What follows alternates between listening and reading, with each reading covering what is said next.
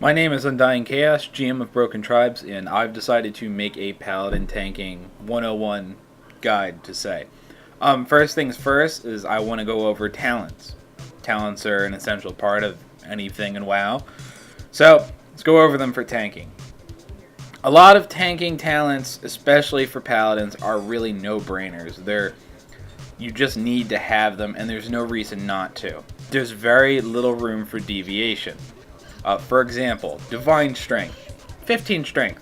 What the hell else are you going to get? Same thing. Anticipation. 5% Dodge. Why wouldn't you get that? Toughness. 10% Armor. You know, they just keep going like this. It's not until you get a little bit farther down and a few oddball ones that you need to actually think about. Righteous Fury is a case where it's just 6% damage reduction. No reason to have it. Now, Divine Sacrifice is interesting. Depends on who you are. I'm still a main tank in my guild, so I still pick this up because it's still helpful. There's plenty of examples of where this can help your raid. In case you don't know, essentially what it does is it says damage in my party, 30% of it is going to come to me, and it can only exceed 40% of my health. And it will break. It won't kill me, but it will break at a certain point. That's really helpful, and that's not even the best part. The best part is when you go down another one. You get Divine Guardian. Now you put in your party a 20% damage reduction.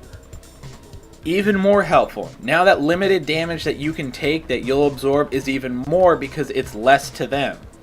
On top of that, not really the biggest thing, but your Sacred Shield is up a lot more and absorbs more damage.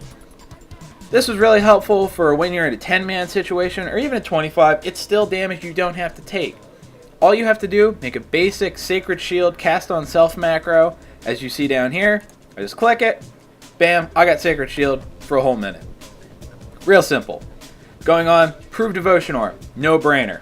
More armor, and then more healing to the raid who's around you. A 6% more healing to everybody. What's not to like? Moving on, we have Blessing of Sanctuary. Blessing of Sanctuary used to be at least decent blessing back when mana was big. And now that we have lots of ways to get it, not really that big of a deal anymore. And especially now that it doesn't give rage or anything else or runic power to other tanks. It's just mana. So, Blessing of Sanctuary, while you need to pick it up, the really only times you're going to use it is A, if you have 4 Paladins in a 25. B, when you're running Heroic, because I know plenty of geared Paladins, especially myself, having mana in a Heroic is hard. Like, you have to really drop a bunch of things and change up. You have to Judge Wisdom, run with a Seal of Wisdom, all that crap, and Blessing of Sanctuary to have mana. Or at least continuously have mana. So really the only times you're ever going to use it is that if there's enough Paladins that you can cover all the buffs plus that or Heroic. Continuing on. One-handed Wep spec. It's just more damage to everything. 10%. You're wearing a one-hander because you have a sword and board. Sacred Duty. Increases your total stamina by 8%. What's not to like? On top of that, reduces the cooldown of your tank cooldowns. So instead of this being forever longer, it's shorter now. See? Nice little 2 minutes. Spiritual Attunement. You need at least 1 point into this. You can't just leave it blank. You will need 1 point, and for that point, or 2, that's really up to you. Like I said, I'm still a main tank in my guild. I like having 2 points. There's plenty of times when my role isn't exactly main tanking, or maybe there's a stop in the fight where my mana gets low. That's where this comes in handy, and you especially need that 1 point. Now the 2 is depending on how starved you get. Like I said, there's some fights where I thank God I have it. There's other ones where you could care less if you even had this as a talent. When you're main tanking Festergut, for example, you're never going to notice, like, you know, you're going to get plenty of mana regardless, and this is just going to give you even more for the 2 points. But that's pretty much it with Spiritual Attunement. Continuing on, the Holy Shield. You need this. This is a vital part. This is your block, essentially. Now, You can have it up all the time, unlike warriors. It has 8 charges. While block isn't, oh my god, amazing like it used to or never been, except for, you know, rare cases like heroic and noob where you tank the ads, you still need it. It's less damage, it's part of your aggro, it's just no reason not to have it. Ardent Defender, however, this is just a big, huge part of Paladin tanking. This is a lot of damage reduction. Beyond from the you can die and will heal yourself to 30% mechanic, which I wouldn't even call as the OP part.